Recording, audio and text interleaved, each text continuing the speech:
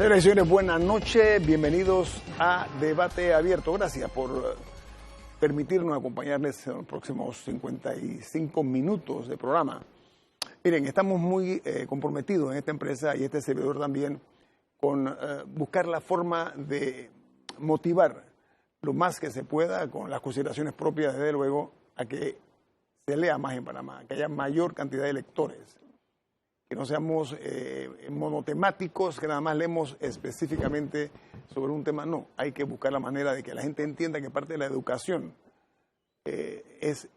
está fundada en lo que se lee. El principal forma del entendimiento, alimentarlo con conocimiento de diferentes temas, como dije. Tuvimos a 4 autores de obras que van a estar en la Feria del Libro, en su edición número 14, que va a ser del 13 al 18 de este mes, donde están todos cordialmente invitados. Y voy a reiterarme lo que dije ayer, que vayan en familia, ojalá que los padres lleven a los hijos y a quien puedan también para que vean. Es un espectáculo único, porque van a haber 50 autores panameños aproximadamente, como 15 internacionales. Es un evento que va a ser en conmemoración a los 500 años de la ciudad de Panamá. Miren ustedes, amigos televidentes, medio millar de años no es poca cosa. Esta ciudad, lo que yo llamo la leal y noble ciudad de Panamá, se merece todos estos reconocimientos. Y en esta ocasión la Feria del Libro se le dedica a esta elegante celebración que tenemos nosotros, porque creo que va a quedar muy bien por lo que he escuchado.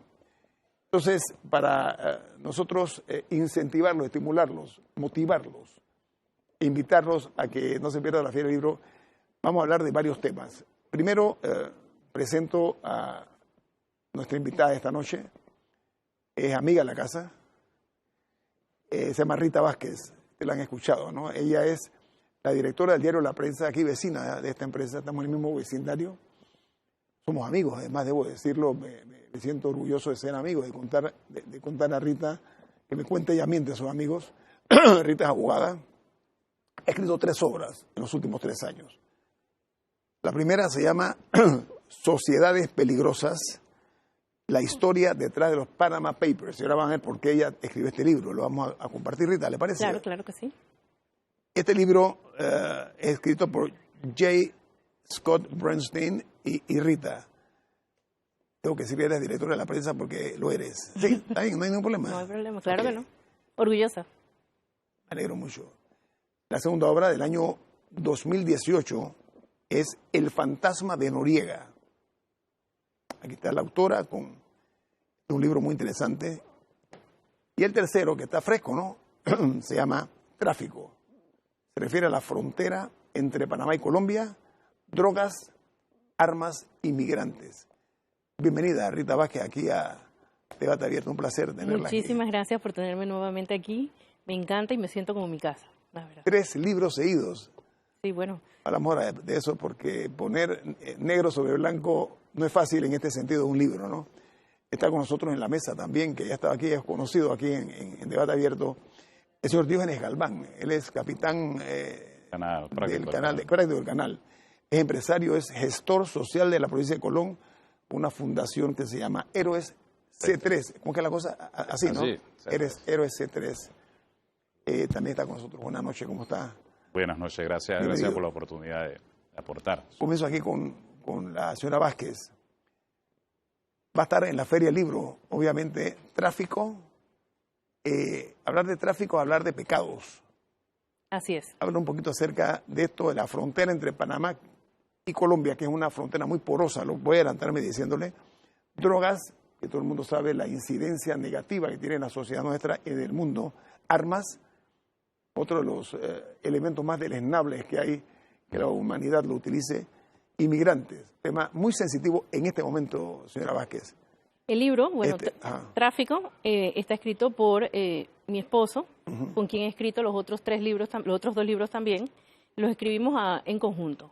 Decidimos escribir sobre este tema porque realmente tuvimos conocimiento de que en la frontera de Panamá con Colombia, pues es un área que es inhóspita, como bien mencionas, pero también es una área que se presta para muchísimas cosas, sobre todo porque es extensa. Es una selva sumamente tupida y es muy difícil llegar al lugar. De hecho, llegar realmente a las áreas donde hay que llegar para poder combatir esto es por vía aérea o por ríos, ¿no? Al final nos encontramos con una gran cantidad nuevamente de documentación. Esta investigación para este libro duró más de un año. En esta investigación tuvimos acceso no solamente a documentos desclasificados, igual que hicimos con el fantasma de Noriega, en esta ocasión son documentos desclasificados de la CIA. Tuvimos acceso a reportes y tesis de grados de universidades en Estados Unidos, como la Universidad Naval. Nosotros, para escribir este libro, decidimos que era importante, porque no es un libro que solo se vende en Panamá, es un libro que se vende en todos los países de Centroamérica y en Estados Unidos. Este libro expone un poco la situación de vulnerabilidad en la que está esta zona. El libro comienza contando una historia real que sucedió en 1993, cuando 3 misioneros estadounidenses estaban en el área de Darién y fueron secuestrados por las FARC. Cuando las FARC los secuestra, pensando que eran espías de la CIA, desaparecen y finalmente pues contamos lo que sucede con estos 3 misioneros. Finalmente, luego empezamos a contar un poco y ponemos en contexto. Esto sucede en 1993. Hay que recordar que en 1993 Darién o Panamá acababa de pasar una invasión. Luego de la invasión no teníamos ejército. La fuerza de policía estaba realmente dominada por civiles con poca o casi ninguna experiencia manejando situaciones de riesgo o de alto control militar en las fronteras. Desarticulada totalmente. Entonces, un poco empezamos a contar toda esta historia de cómo es que va evolucionando hasta que llegamos al día de hoy. Esa historia incluye cómo fue que se organizaron las FARC, qué hacían las FARC en esta área, eran queridos o no eran queridos. Pues resulta que eran queridos por los darienitas, porque la FARC proporcionaba una economía, por decirlo así, fantasma. Ellos llegaron a pagar $300 por un saco de arroz. Por supuesto, cuando las autoridades empiezan a llegar a raíz de algunos incidentes que se dieron en la región, los darienitas no querían saber de las fuerzas porque su economía se estaba viendo afectada. Luego hablamos un poco de la doctrina de las FARC, el nacimiento de las AUC, que son las autodefensas colombianas, cómo eso, qué implicación o qué incidencia tiene eso en nuestro país. ¿Cómo afecta eso al panameño que está en esa región, en ese entonces casi desprotegido por las autoridades? Quiero remitirme no a la comunicadora, sino a la escritora, porque la señora Rita Vázquez, además de abogado, es escritora. Eso yo quiero subrayarlo, eso es importante. Escritores son muy pocos y ella ha ensayado con mucho éxito esta trilogía. ¿Puedo llamarlo trilogía? Sí, son temas distintos, pero sí. Antes que entremos en el tema del fantasma de Noriega y las sociedades peligrosas, que son otras historias, yo lo leí, son otras historias que también vale la pena que la gente se entere. Este libro va a estar a acceso del público en la feria. ¿Qué día, por favor? Bueno, la feria arranca el 13 de agosto. ¿Qué día va a tener la presentación? Vamos a estar, mi esposo y yo ambos vamos a estar en la feria todos los días de la feria, atendiendo a los lectores, contestando preguntas, firmando autógrafos, las dudas que el público tenga. Pero además, la presentación del libro va a ser el viernes 16 de agosto a las 6 de la tarde y nos va a presentar ¿En qué salón? En el Salón Chocó. Y la presentación la va a hacer el doctor Carlos Guevara Mann, que es un entendido en estos temas. Ha estudiado muchísimo sobre intelectual de muy buena categoría, ¿no? A ver, ya hablamos acerca, el tráfico es una concepción aterradora porque tiene muchos contextos y llegamos al final en que generalmente para mal, no es para bien, no es una palabra que tiene un sentido positivo. Como tampoco lo es el tema, la frontera entre Colombia y Panamá, drogas, armas, inmigrantes. Yo quiero referirme porque es también una vía del tráfico de indocumentados, lo que se conoce como inmigrantes indocumentados. Es otra tragedia y otro tráfico humano, que es todavía mucho más grave. Exacto. ¿Tocan el tema ustedes también? Por aquí? supuesto. Nosotros en la investigación que hicimos tocamos las 3 cosas. El tráfico de drogas, el tráfico de armas y el tráfico de seres humanos. Pues resulta que a lo largo de la historia eso ha sido una ruta que diferentes actores han ido utilizando para hacer este tipo de negocios, por llamarlo así, pero además existe también el tráfico de minería ilegal, el tráfico de commodities, o sea, de diferentes tipos de minerales, de diferentes tipos de actos, comida, diferentes tipos de cosas. Entonces, hoy en día uno se pregunta, bueno, pero ¿quién es la persona o quién hace este tráfico? Pues nosotros contamos esa evolución. Hoy en día existe un cartel que se llama el Clan del Golfo, del Golfo de Urabá. Ah, ¿en Colombia también? En Colombia. Ellos son los principales gestores del tráfico de drogas, armas, inmigrantes a través de la frontera de Panamá. Es realmente desgarrador investigar el contenido de este libro. En mi caso, y nunca me había pasado, no me había pasado con los anteriores, yo terminaba de escribir un capítulo y yo no podía dormir. Yo me encontré con cosas que yo pensé que solamente existían en las películas. Hay una figura que se llama la casa de pique. Una casa de pique es literalmente una casa que los sicarios utilizan para cortar el cuerpo humano y desintegrarlo en ácido. Existe, es real. No necesariamente existe del lado de la frontera panameña, pero sí del otro lado. O sea, desmembran los cuerpos. Desmembran los cuerpos, los ponen en tubos con ácidos y se desintegran. No hay delito entonces, ¿no? No hay cuerpo, no hay delito. Señora Vázquez, antes de entrar con el señor Galván, aquí también toca usted el tema de las armas. El tráfico de armas es una de las industrias más importantes del mundo, para los que no lo saben. Correcto. Incluso para algunos países que se dedican a eso, una de las más importantes entradas económicas, y también para los traficantes de armas, que es un negocio paralelo. Correcto. Y este es un libro que está muy bien documentado, por lo que acaba usted de decirle a la teleaudiencia, en el sentido que ha tenido que buscar fuentes, información en diferentes sitios, a nivel incluso del gobierno de los Estados Unidos. Correcto. En ese tema de las armas, porque hoy día es noticia, y usted es directora de un periódico el más importante de Panamá, las armas son noticias, y no para bien, por todas estas matanzas, etcétera. Exacto. El contexto en el que usted maneja el tema de las armas aquí en tráfico. Bueno, es muy sencillo. O sea, los narcotraficantes hoy en día, no reciben bidones de efectivo ya. O sea, la mayoría de los efectivos de los narcotraficantes reciben sus pagos a través de un sistema bancario. Claro. Claro, utilizan un sistema bancario, pero además también que se les paga sus servicios o su producto con armas y con oro. Entonces, pues, efectivamente, hay diferentes tipos de commodities con los cuales ellos utilizan para poder pagar el producto que venden. Y todo pasa por la frontera. ¿Saben qué? El concepto de tener esas montañas de dólares o de dinero así, la han simplificado. Porque y yo estoy seguro que Rita sabe esto porque es una investigadora.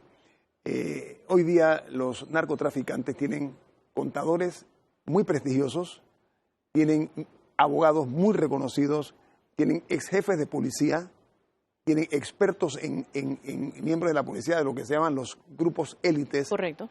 Es realmente una industria del terror, ¿no? Es una industria que se maneja como cualquier otra industria. Como cualquier otra, exactamente. Ellos tienen las mismas responsabilidades, tienen que pagar a proveedores, tienen que comprar insumos, tienen que pagarle los dividendos a los socios.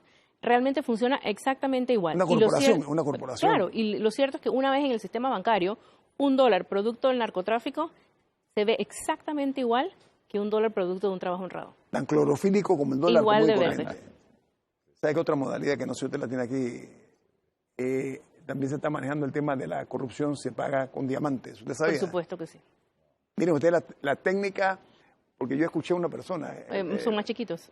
Escuché a una persona de los más importantes, no me lo dijo a mí, yo lo escuché, de los corruptos, pero de los grandotes. Un día, no, sí, es sencillo, me echo aquí los diamantes y no tengo que estar pensando nada. Y nada. Para que vean la creatividad que tienen hoy las personas, los corruptos, los narcotraficantes, etcétera, etcétera, etcétera. Viene más en Debate Abierto.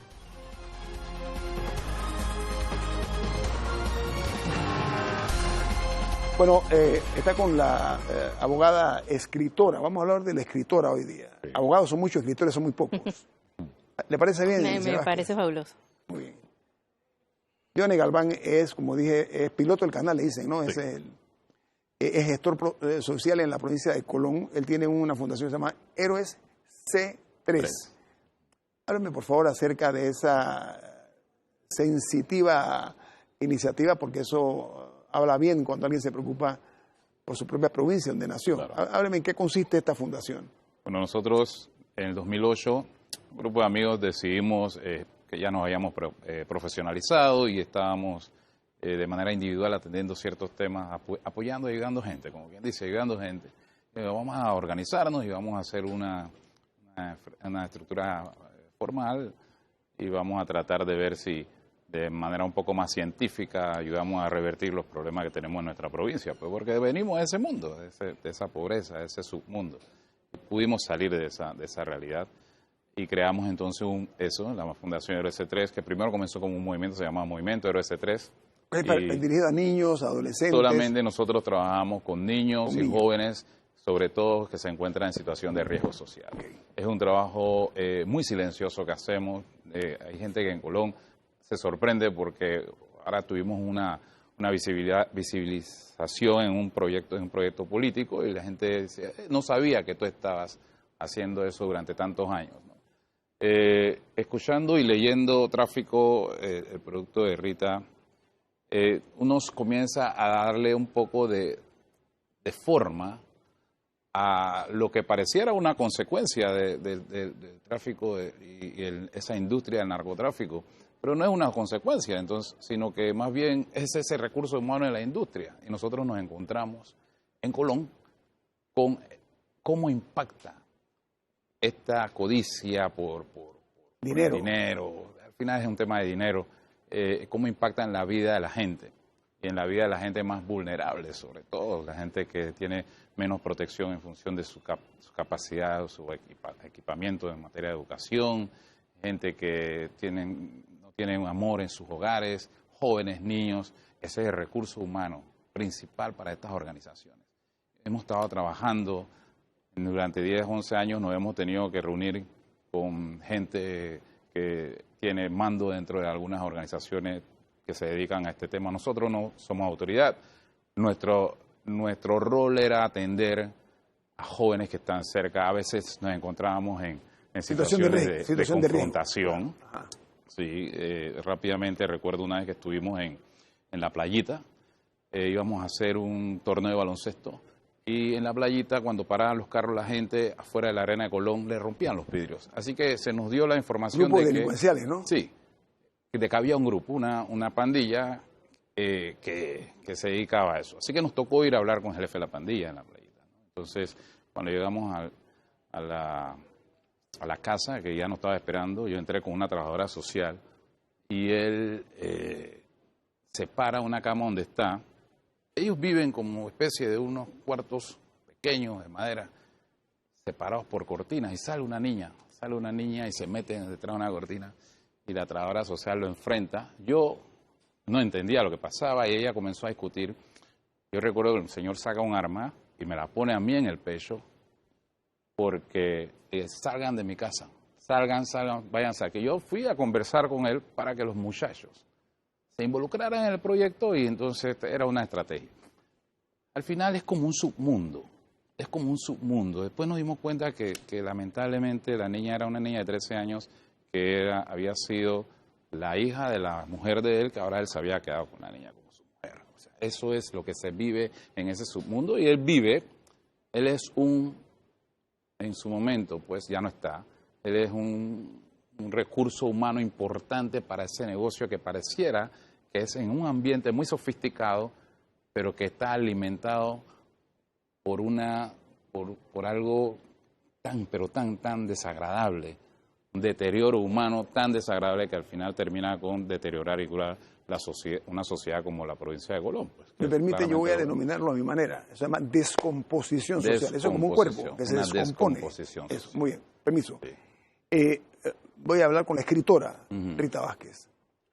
Es que tenemos aquí al señor Galván, que es de Colón, que está haciendo una labor importante con miras a buscar paliar, porque yo creo que resolver no, eso ya sería casi que utópico, pero sí paliar en alguna manera esta situación. Cuando hablamos de tráfico, primero vamos a comenzar por Colón, ¿sí? ¿Le parece? Después vamos a hablar del impacto internacional, porque hay que entender, también este es un tema geopolítico, geoestratégico, tiene una serie de aristas y componentes. Claro. remito a su obra Tráfico.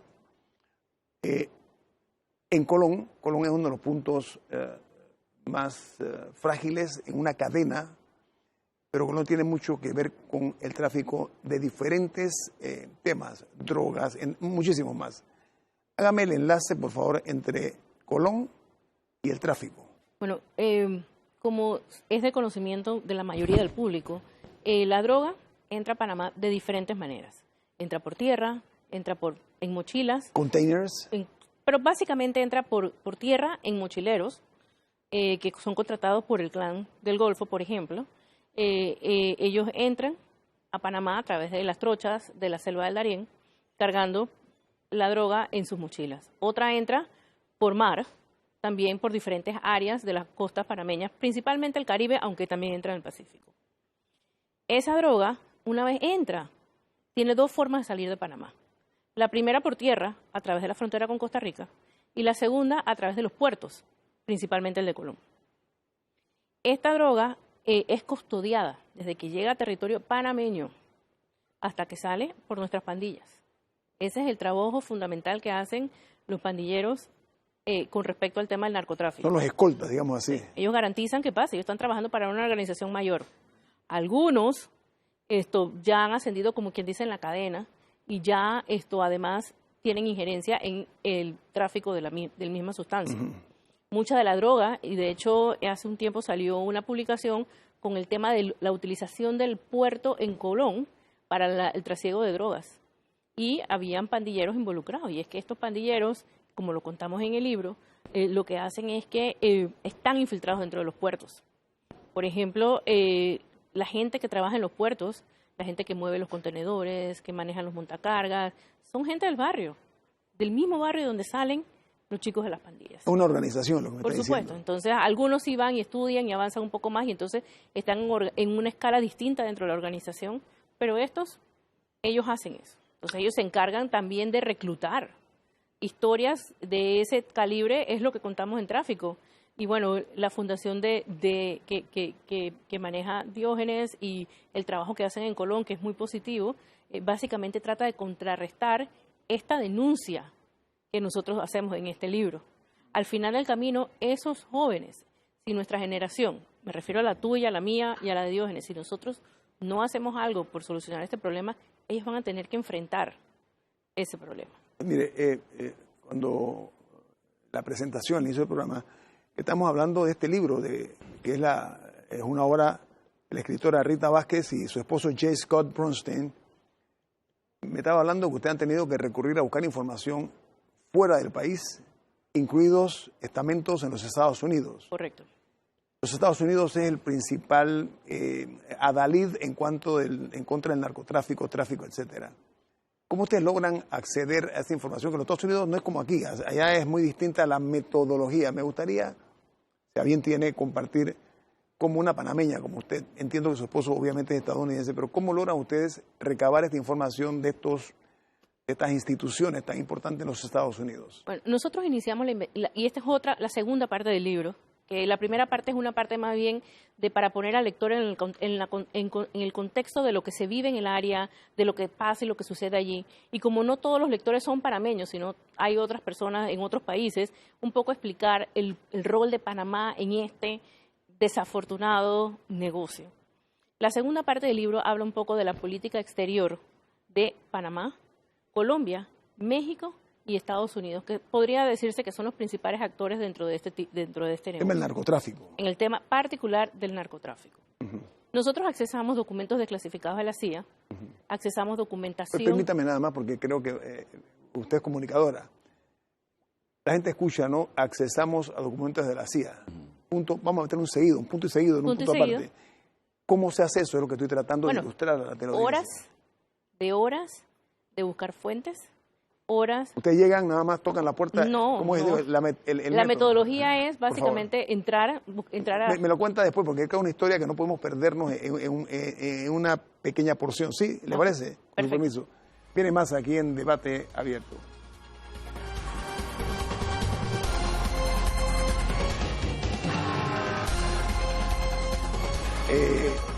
yo le interrumpí aquí a la escritora, porque está aquí hoy en función de escritora, y es abogada, es periodista.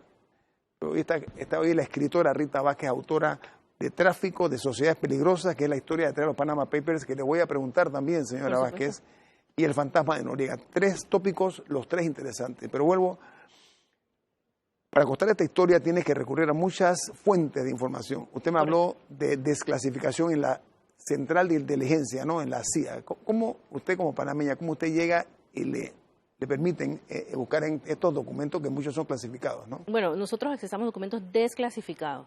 Al ser desclasificados son documentos de dominio público. Okay. Y son documentos que definitivamente yo no puedo escribir CIA, drogas, un buscador de Google, por ejemplo. Requiere mucha paciencia y mucho saber qué estás buscando. Mucho tiempo. Y mucho tiempo. Y básicamente es saber dónde y cómo buscar en el Internet. Luego hay que corroborar esa información con funcionarios de las diferentes organizaciones que nosotros lo hicimos. Estados Unidos, a diferencia de muchos de nuestros países, es bastante ágil al responder, por un lado, y por otro lado tienen la obligación de hacerlo porque ellos también son muy creyentes del tema pues, de la transparencia. Okay. Entonces, además de eso, accesamos tesis de grados que son públicas también, por ejemplo, de la Universidad Naval de Estados Unidos. Esa universidad hace un análisis complejísimo, larguísimo, sobre planes que Estados Unidos implementó en Latinoamérica, como son el Plan Colombia y la Iniciativa Mérida. Todo eso está contado en el libro, cuáles son las fallas, por qué Estados Unidos, según la Universidad Naval, ojo, que prepara a las personas que entrenan a los ejércitos de México y los ejércitos de Centroamérica. Ellos mismos no están de acuerdo con la forma como Estados Unidos, porque Estados Unidos destinó millones de dólares, cientos de millones de dólares al combate del narcotráfico simplemente equipando ejércitos. ¿Sabes qué? Los resultados han sido casi nulos. Casi nulos. Qué tristeza esa. Es un despilfarro casi que morboso y vulgar, ¿no? Y con una gran cantidad de daño colateral. Exacto. Víctimas inocentes. No, pero además de eso, voy a anticiparme, usted lo sabe.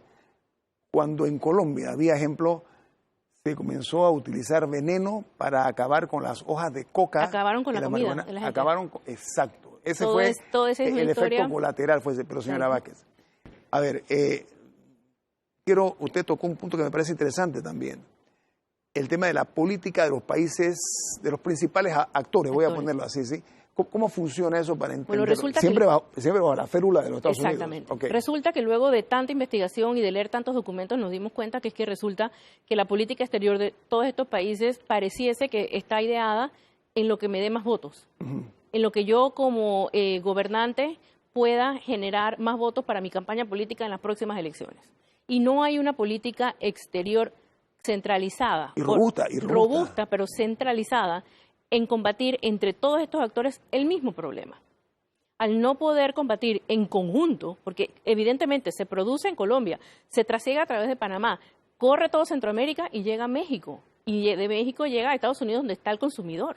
Entonces uno se pregunta, ¿por qué tendría que Panamá invertir millones de dólares en parar el tráfico de drogas igual ni se queda aquí? Estamos cuidando las calles de Nueva York, de Atlanta, no sé si de Miami, de Houston. Exactamente. Y eso, ningún gobierno se ha atrevido hasta ahora Exacto. a enfrentar esa realidad. Nosotros estamos poniendo nuestro dinero, que son muy exiguos, nuestros pocos recursos, para sanear de droga las calles de los Estados Unidos. Y lo digo de frente, aquí no me da ningún tipo de... No, y es así. O sea, tenemos a Panamá que combate el narcotráfico correteando a los pandilleros o incautando droga, que está bien, pero al final esa droga no se queda aquí. En México la política ha subido y bajado escaleras dependiendo de quién sea el presidente de turno. Con Peña Nieto las acusaciones de corrupción fueron inmensas y estuvo el gobierno coludido con el narco. Eso hasta salió a relucir. Hay acusaciones, el Chapo lo dijo en el mismo juicio. Y otro jefe un narcotraficante, que no me quiero acordar el nombre, ¿no? Pero él también lo dijo, ¿no? El presidente Enrique Peña Nieto recibió millones de dólares. A ver, pero hablar de narcotráfico y de tráfico implica también violencia, señora Por supuesto que sí. Entonces, implica una matanza generalmente sin apellido y sin nombre. Y ahí es donde todos estos programas terminaron fallando también, porque lo que hicieron fue militarizar estados completos. Exacto. Esto no es un trabajo que el ejército debe involucrarse, es un trabajo de policía. Claro. Y el trabajo como tal de policía no implica agarrar un arma de alto calibre y simplemente disparar a diestra y siniestra, caiga quien caiga. Eso pasó en no México, es ¿se acuerdan? ¿No? Con Peña Nieto. Por supuesto. No, perdón, antes de Peña Nieto. Los cárteles mexicanos han sido más sanguinarios que los cárteles colombianos. No, le meten miedo a los colombianos. Exacto. No, le meten miedo a los colombianos. Sí. Esto le meten miedo, de verdad, hablando en serio. Nosotros dedicamos, 2 capítulos en el libro. Uno, enteramente a la historia de los cárteles colombianos, cómo fueron evolucionando hasta generar o llegar al cartel del Golfo de Urabá, que es el cartel que hoy en día existe. El cartel del Golfo de Urabá recogió de todos lados, inclusive después de la desmovilización de la FARC, con los acuerdos de paz de Colombia. Entonces uno se queda pensando si realmente funcionó o no. Pero sabe que, señora Vázquez, usted que, al igual que yo, manejamos medios. Ustedes, no sé si amigos televidentes recuerdan, cuando hablamos de que los mexicanos le meten miedo, los cárteles mexicanos le meten miedo a los colombianos, sin dejar que estos sean también peligrosos para ninguna. Pero es que llegaron ya in extremis a cosas, por ejemplo, ¿recuerdas, Rita, un vehículo de esos grandes, una 4x4 enorme, yo no sé cómo la marca, cuál es, llena de cabezas de decapitados? ¿Tú recuerdas eso? Sí, claro que recuerdo. Miren ustedes esa brutalidad, no puedo llamarlo, o lo sanguinario de eso. ¿Recuerdas un puente en algunas ciudades que guindaban sin cabeza a la gente? Recuerden, Ciudad Juárez. Sí. O sea, hasta esos niveles de deshumanización se ha llegado por la droga y precisamente el tráfico. Y de hecho, esos cárteles mexicanos han estado presentes en Panamá. Y poco se sabe de eso. ¿De verdad? Ellos entraron aquí a Panamá y había un personaje, se llama Martín Beltrán. Martín Beltrán. Martín Beltrán. Martín Beltrán operó desde Panamá, pero en Panamá hubo una operación que se frustró después, que se llamaba la Operación Anguila. Esa operación descubre a Martín Beltrán, pero cuando las cosas se ponen un poco picositas aquí, Martín Beltrán se escapa a Costa Rica. Y hay información que obtuvimos nosotros también a través de fuentes colombianas, donde había un programa de seguimiento a todo este grupo y se reunían en la fila del supermercado del Rey. Y mientras esperaban el queso y el jamón, ahí conversaban. Ahí de negocio. Ajá. Y de otras cosas también. Por supuesto, ahí hacían sus negociaciones. Hay fotos de eso. Y esto lo obtuvimos nosotros a través de fuentes en Colombia. Usted tiene aquí un libro sobre el fantasma de Noriega. Para los que no saben. Eso está documentado y hay pruebas, muchas usted lo sabe también, señora Vázquez. Cuando se da la crisis aquella de muerte a los secuestradores que secuestran a la hija de, ellos llamaban el gordo, ¿cómo se llama? Que era el narcotraficante, ahora me voy a acordar. Noriega logró una reunión aquí, entre todos ellos, con el visto bueno, el aval de los Estados Unidos, porque hay que decirlo. O sea, Noriega jugó un rol importante para... Y ellos confesaron en un momento determinado que qué rico era, en Panamá podían caminar con sus novias, la palabra, interprétala como usted quiera, caminar por la avenida Balboa. Imagínense usted, todos estos narcotraficantes paseándose, y la embajada de los Estados Unidos estaba exactamente en la avenida Balboa. Vuelvo al libro, Rita. Sí. Usted y su esposo, Scott, usa un término que quiero solicitarle que me lo explique. El triángulo de las vergüenzas. Miren ese término, el triángulo de las vergüenzas. ¿En qué consiste? El triángulo de la vergüenza es una teoría que nosotros explicamos y en la cual creemos que, por supuesto, clarísima. Son 3 vértices: corrupción, violencia, prácticamente la que viene del narcotráfico, y evasión de impuestos. Esos son los 3 males que no permiten que nuestra región progrese. Y en el libro se va hilando cada uno de estos males, por así decirlo, y cómo la región latinoamericana no avanza a los niveles que debería avanzar por la corrupción, por la evasión de impuestos. Y la evasión de impuestos es importante mencionarla, porque ese es robo del erario, ese es robo de los dineros públicos que podían utilizarse para hacer escuelas, para que la gente pobre pudiese educarse. Pero la corrupción, yo recuerdo cuando estábamos presentando Sociedades Peligrosas en Guatemala, alguien nos preguntó, ¿pero para qué voy a pagar impuestos si el gobierno se lo roba?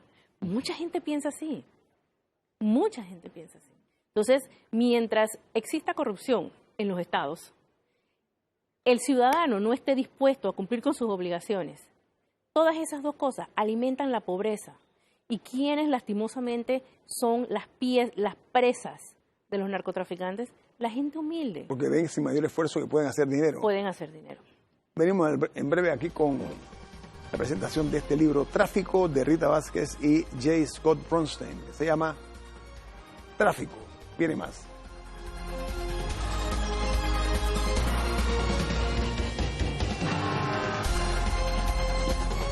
Señoras y señores, este libro Tráfico va a estar siendo exhibido, va a estar a la venta en la Feria del Libro. Me dijo que usted va a estar ¿qué día firmando ahí? Todos los días, desde el 3 hasta el 18. Todos los días. Sí. Muy bien. Rita Vázquez, que está aquí con nosotros, es la autora en conjunto con J. Scott Bronstein. Miren, hay una figura también siniestra, ¿no? Son como gemelos siniestros que se creó hace unos años, que yo creo que en Panamá, si no está tocando la puerta, está a punto de patear la puerta. Se llama la narcopolítica. Eso crece mucho en México, vi ejemplo, y miren cómo está México, un gran país con una riqueza y una desproporción social, entre otras cosas. Y un peligro, uno de los países más peligrosos que hay, sobre todo en la Ciudad de México. Antes era Distrito Federal.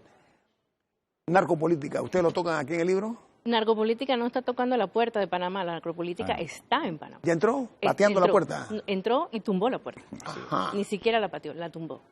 Yo no sé si, y estoy segura que la mayoría de la gente que nos escucha y nos ve, recuerda que el presidente anterior en más de una ocasión hablaba de la narcopolítica. Él lo dijo. Él lo dijo un montón de veces y quedó en nada. Pero además de haberlo dicho, esto nunca dio ningún nombre. Permítame, quiero hablar no con la autora de este libro, no con la escritora, quiero hablar con la abogada. Eso que usted dice, y nada más un paréntesis, pero muy breve, me responde, por favor. El hecho de que el presidente de la República, Juan Carlos Varela, hoy día expresidente, hiciera esta denuncia, ¿eso no era una noticia crimen? Pregunto yo. No necesariamente. No calificaba. Bueno, necesitas las pruebas.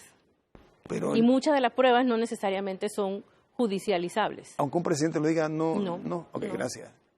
Necesitas tener pruebas que puedas judicializar. Yo estoy segura que hay muchos casos, de hecho en la prensa hemos publicado algunos ya, pero fuera de eso hay casos que no es tan fácil probarlos, porque lo que tienes son vínculos entre un político y un no político con un pandillero, por ejemplo, o un político con un conocido narcotraficante, pero realmente el nexo puede ser inclusive, es que se les vio juntos en tal lado.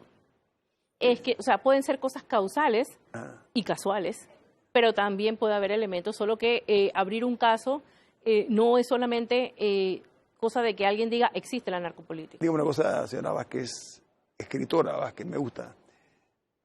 En el tema de la narcopolítica, eso no tiene solución, aparentemente. En Panamá, ustedes lo tocan tangencialmente, lo tocan de hecho. No, tocamos no solo Panamá, sino la región también, pero en la parte particular de Panamá, nosotros lo que hacemos es, hay cosas que están allí, que todo el mundo las sabe, pero las sabe de manera aislada. Ese conectar los puntos para, ¿sabes? El jueguito ese cuando estábamos niños que conectaba los puntos y al final te salía una gran figura. Bueno, ese conectar los puntos es lo que nosotros hemos hecho en tráfico. Señor Diógenes Galván, usted con su fundación Héroes C3, usted le toca hablar con jóvenes. La señora Vázquez hablaba de un hecho factual. Es que la pobreza es caldo de cultivo precisamente para ser seducidos por parte de narcotraficantes, de pandilleros, etcétera. ¿Colón en este momento tiene ese tipo de situación ya aparentemente arraigada o es nada más está incipiente, está creciendo? No, es arraigada. Yo creo que ya tenemos muchos años. Yo creo que las grandes pandillas, en Panamá hay dos grandes pandillas que tienen sus ramificaciones principalmente en la provincia de Colón. En Panamá me está hablando. En todo el país. En el país. Sí, solo son dos. Pero ellas han, como quien dice, ramificado en algunas pequeñas pandillas que las tipifican como pandillas, grupos de 10, 12 personas, las tipifican como pandillas, pero no necesariamente ¿no? Son muchos, sí. Y sí, eso no tiene poco tiempo ocurriendo. Eso tiene mucho tiempo ocurriendo. Tanto así que ya se ha exportado al resto del país. ¿Cuántos años más o menos? Aproximadamente 36 pandillas, ahora mismo tengo entendido. ¿De qué década comenzó eso? Nosotros hemos ido perdiendo esa batalla. Cuando nosotros comenzamos la fundación en Colón, creo que habían 13 o 14 pandillas vigentes, vivas. Y ahora estamos en 30 y tantos. ¿Cuántas de esas tienen vínculo con el narcotráfico? Todas, casi. Todas. De alguna forma u otra. Además, una forma de financiarse, yo me imagino. Es una manera de financiarse. Especulando. Es la única manera de financiarse. Es la única. Realmente, nosotros en Panamá lo que tenemos el problema de Panamá es su bendición, ¿no? Es su posición geográfica. el acceso a todas partes donde queramos. Entonces, yo creo que nosotros entendemos que eso es lo que es Panamá, un punto de tránsito y de tráfico, perdón, de tránsito, ¿no? Para este negocio, para esta industria. Mire, cuando hablo de tráfico, quiero abrir más todavía el espectro. Sí. El tráfico de personas, indocumentados. Es inhumano lo que hacen los coyotes con ellos en la frontera. Mire, en la frontera Estados Unidos-México los transportaban en una época en camiones que no tenían ni siquiera una rendija para respirar. Hasta que un día uno de estos hombres, escuchando los gemidos, un estadounidense escuchando los gemidos de lo que la carga, porque no sabía que llevaba carga atrás, él se detiene y cuando ve de qué se trata, se fue huyendo y habían adentro casi todos, estaban muertos, muy pocos sobrevivieron. Y ese hombre le pusieron 30 años de cárcel inconmutable, usted sabe, ¿no?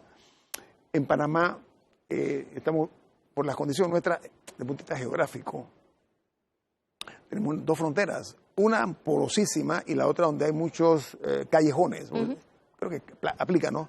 Callejones que son pasos ilegales, que algunos quieren ir hacia los Estados Unidos, pero está la figura también, señora Vázquez, de los indocumentados que son extraterritoriales, creo que le llaman, los extracontinentales. Extracontinentales.